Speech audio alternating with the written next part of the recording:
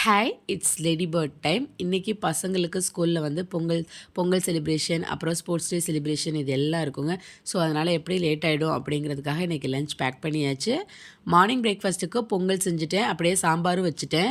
இன்றைக்கி வந்து மதியம் லஞ்சுக்கு வந்து தக்காளி சூப்பு தாங்க செஞ்சுருந்தேன். தக்காளி சூப் ரெசிபி உண்மையிலே ரொம்ப சூப்பராக இருக்கும்.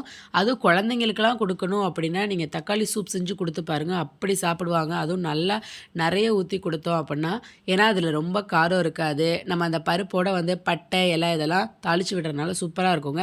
இந்த ரெசிபி நான் கண்டிப்பாக ஷார்ட்ஸில் அப்லோட் பண்ணுறேன், செக் பண்ணிக்கோங்க. அப்புறம் வந்து மதியம் லஞ்சுக்கு தக்காளி சூப் செஞ்சுருந்தேன் இல்லையா, கொஞ்சம் உருளைக்கிழங்கு ஃப்ரை பண்ணிவிட்டு முட்டை ஆம்லேட் போட்டுட்டேன்.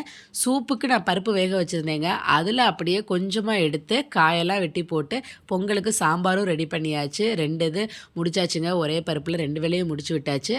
அப்புறம் வந்து ஸ்நாக்ஸுக்கு கொஞ்சம் மாதுளம்பழம், ஆப்பிள் எல்லாம் எடுத்து வச்சு கிளம்பியாச்சு. தேங்க்யூ.